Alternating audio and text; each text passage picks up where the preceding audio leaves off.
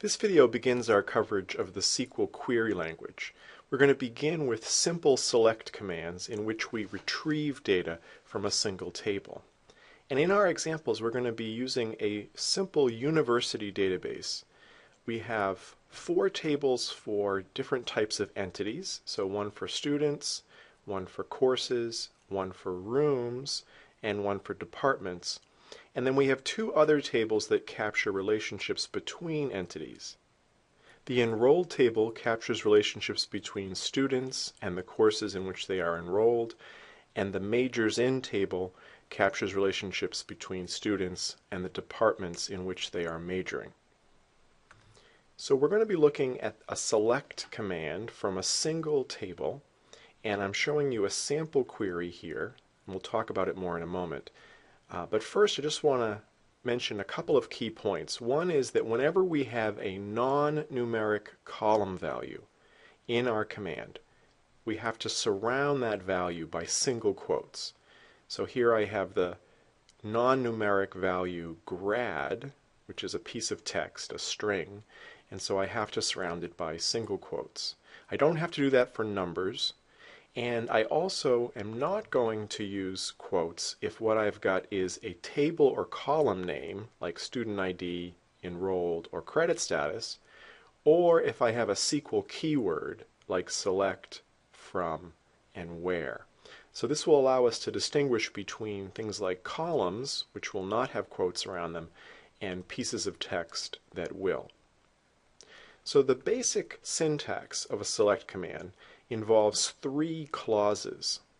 The from clause, which is in the middle, tells us which table we are focusing on. And for now, we're just going to be focusing on a single table. The where clause specifies which rows from that table we want to include in the result. And you can see up here that we're doing that by means of a condition, and all rows that satisfy that condition will be included in the result. And then finally, at the beginning of the command is a select clause, and that tells me which columns I want in the result. And here I'm saying that I just want the student ID column from the enrolled table for all rows that satisfy this condition. You can have multiple columns in the select clause, in which case you separate them by commas. So let's take a look at how this gets applied.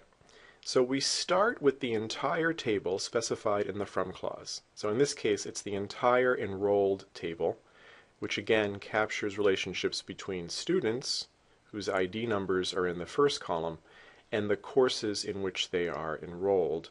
And it also gives you the credit status, whether it be undergraduate or graduate or non-credit.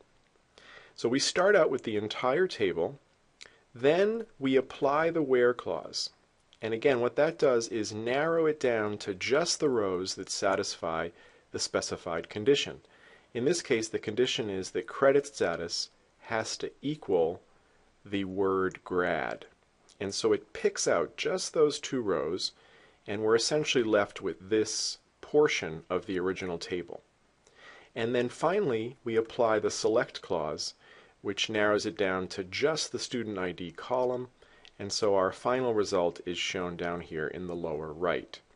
And that's basically how select commands work. Now, if you want to select an entire column, you can just leave out the where clause. And by the way, you'll notice we need a semicolon at the end of the command. That was true in the earlier one as well, but I forgot to mention it. So you can see we are ending with the from clause here. So again, we start with the entire table given by the from clause. And then in this case, because there is no where clause, we don't reduce it to just a certain number of rows, we keep all of the rows. But what we do still do is apply the select clause, which narrows it down to just the student ID column.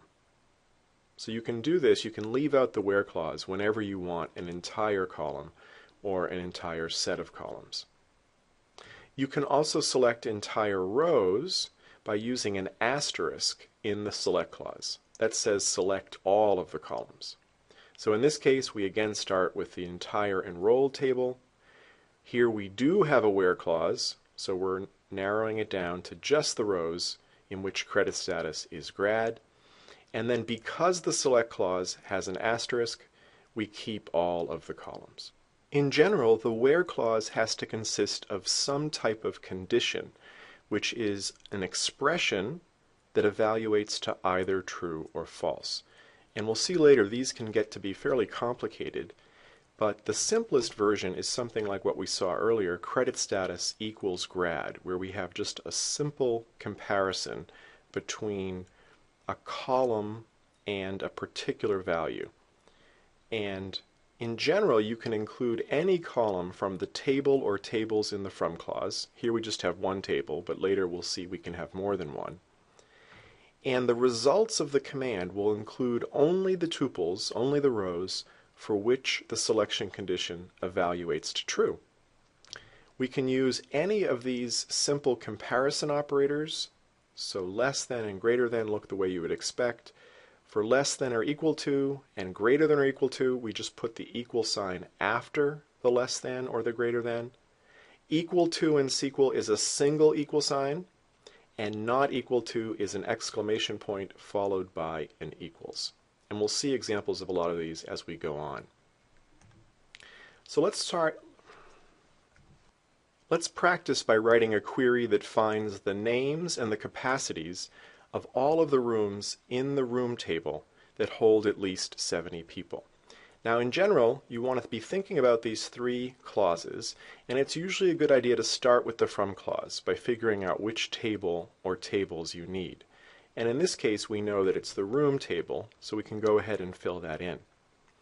Then we want to think about our where clause, and in this case, because we want rooms that hold at least 70 people, we're going to want a condition that will narrow things down. Rather than getting the entire room, we want only the rows where the capacity is at least 70. And so we're going to put a selection condition, capacity greater than or equal to 70. Don't forget the semicolon at the end of the where clause. When we execute the query, we're going to narrow things down to just the rows in which capacity is at least 70. And so we'll be left with just these 4 rows. And then finally, we notice that we just want the names and capacities.